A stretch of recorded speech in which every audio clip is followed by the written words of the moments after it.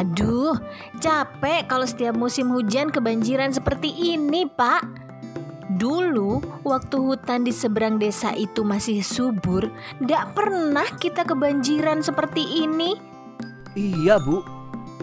Lah sekarang, setiap musim hujan kebanjiran. Bagaimana nggak banjir, Bu? Lah, wong sekarang hutannya itu gundul.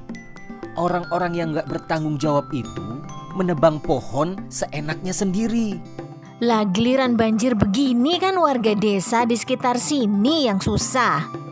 Banyak bangunan yang rusak, jalan kampung juga rusak.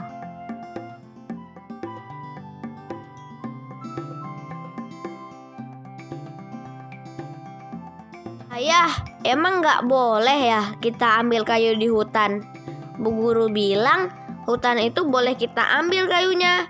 Bisa untuk membuat meja, kursi, lemari, untuk menambah penghasilan warga ya.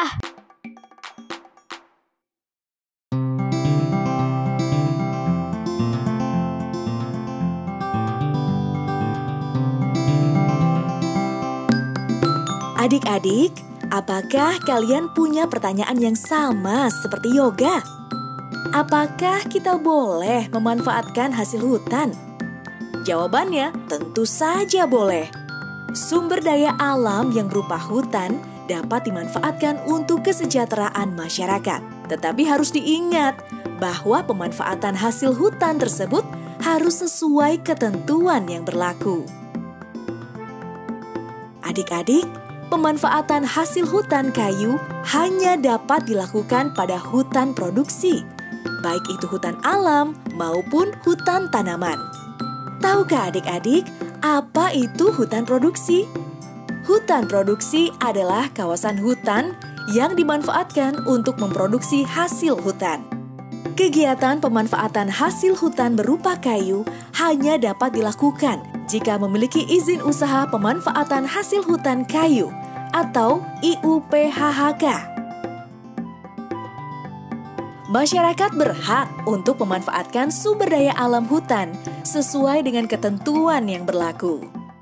Hak memanfaatkan sumber daya alam hutan harus diimbangi dengan melaksanakan kewajiban untuk melestarikan hutan ya adik-adik. Berhak menebang pohon-pohon di hutan, tapi juga berkewajiban menjaga kelestariannya. Adik-adik sudah tahu belum apa saja sih kewajiban dalam pemanfaatan sumber daya alam hutan?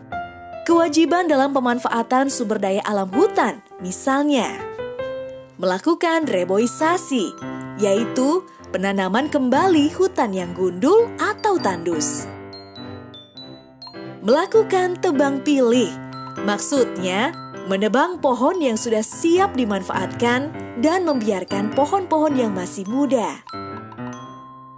Melakukan tebang tanam, ketika menebang pohon, kemudian diikuti dengan menanam pohon di tempat yang sama. Pemanfaatan sumber daya hutan yang memperhatikan keseimbangan antara hak dan kewajiban akan berdampak positif bagi masyarakat. Adik-adik, selain dimanfaatkan untuk bahan kerajinan kayu dan bahan bangunan, hutan juga bermanfaat untuk mencegah erosi atau banjir, menjadi penyedia air, menjaga kelestarian sumber daya alam hayati, serta menghasilkan oksigen. Apa yang akan terjadi jika hak memanfaatkan hutan tidak diimbangi dengan pelaksanaan kewajiban melestarikannya? Ya, benar. Pemanfaatan sumber daya alam hutan yang tidak memperhatikan keseimbangan antara hak dan kewajiban akan berdampak negatif bagi masyarakat sekitar. Penebangan liar dan pembakaran hutan akan menyebabkan hewan-hewan di hutan kehilangan tempat tinggal, menyebabkan banjir dan juga tanah longsor. Nah, adik-adik, kita sudah belajar ya bahwa pemanfaatan sumber daya alam hutan yang memperhatikan keseimbangan antara hak dan kewajiban akan berdampak positif bagi masyarakat. Sedangkan pemanfaatan sumber daya alam hutan yang tidak memperhatikan keseimbangan antara hak dan kewajiban akan berdampak negatif bagi masyarakat. Sekarang, yuk kita kelompokkan pernyataan berikut. Apakah termasuk hak atau kewajiban dalam pemanfaatan sumber daya alam hutan? Memanfaatkan kayu dari hutan, ya benar, adalah hak. Reboisasi, tepat sekali, merupakan kewajiban. Tebang tanam, wah, pintar, termasuk kewajiban. Membuat obat-obatan dari tanaman di hutan, kalian memang jago deh, adalah hak. Menghirup udara segar, cerdas, adalah hak.